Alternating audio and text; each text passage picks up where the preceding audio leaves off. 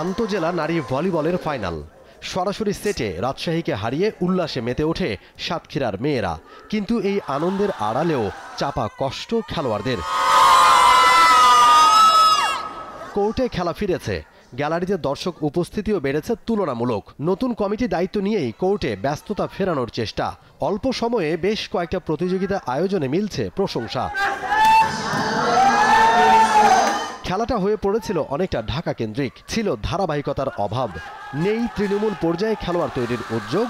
কিন্তু নতুন কমিটির অল্প সময়ের কার্যকরী পদক্ষেপে আশা দেখছেন সাবেকরা। আগে প্রতিটা টুর্নামেন্ট হইতো না, অনেকদিন থেকে প্রিমিয়ার লিগ হয়নি, অনেকদিন থেকে মহিলা ভলিবল টিম হয়নি, এখন মহিলা ভলিবল টিম হচ্ছে, টুর্নামেন্ট চলতেছে। কিছুদিন পরে ন্যাশনাল টুর্নামেন্ট চলবে, একটা টুর্নামেন্ট কিন্তু চলতেই আছে আমাদের। তো আমরা অনেক খুশি যে এরকম এতগুলো টুর্নামেন্ট হচ্ছে। প্লেয়ার তৈরি হয় একেবারে নিচ থেকে, যেমন স্কুল লেভেল থেকে প্লেয়ার তৈরি হয়। সেটা আমি চাই যে এই বর্তমান অ্যাডহক কমিটি যারা আছে তারা যাতে এই জিনিসটা খুব নজর দেয়। ওখান থেকে যদি প্লেয়ার না তৈরি করতে পারে তাহলে আসলে প্লেয়ার তৈরি হবে না। খেলাটা যদি কন্টিনিউ মাঠে থাকতো তাহলে অনেক ভালো ভালো প্লেয়ার বেরোতো, পাইপলাইনে অনেক প্লেয়ার থাকতো। তো এখন নতুন কমিটি আসছে, অনেক সুন্দরভাবে কাজ করতেছে, অনেক ভালো টুর্নামেন্ট দিচ্ছে, টুর্নামেন্ট প্রতি মাসেই থাকতেছে, কন্টিনিউ থাকতেছে। তো যার কারণে এখন খেলাটা আগের থেকে জাঁকজমকপূর্ণ হচ্ছে। আশা দেখাচ্ছে ফেডারেশনের পদক্ষেপ, ব্যস্ততা ফিরেছে কোর্টে, কিন্তু এত আয়োজন যাদের জন্য সেই খেলোয়াড়দের ভাগ্যের বদল যেন হয়নি।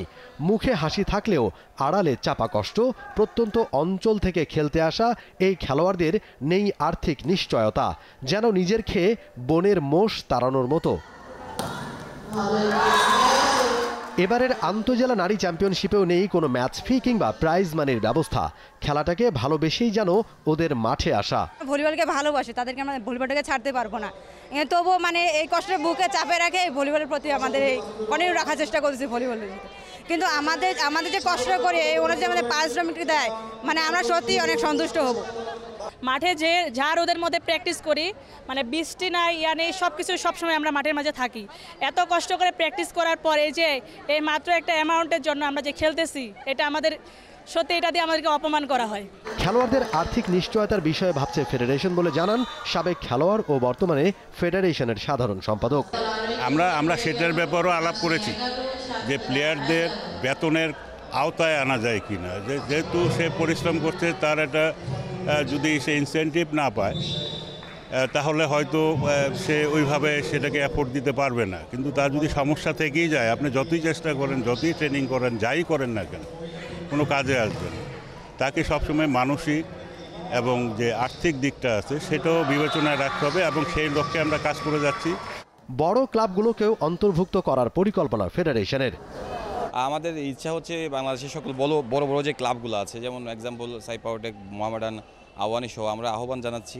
আমরা চিঠি রেডি করতেছি, ওদের কাছে যাব আমরা অফিসিয়ালি এদেরকে যুক্ত করার জন্য।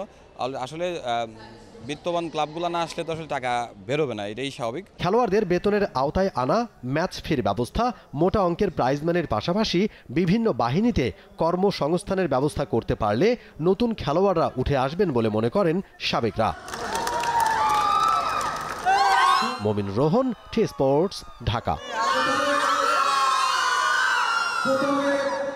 For more updates, subscribe to our YouTube channel and click on the bell icon. Follow us on Facebook and Instagram. Download T Sports app to enjoy exciting games and highlights. Visit tsports.com.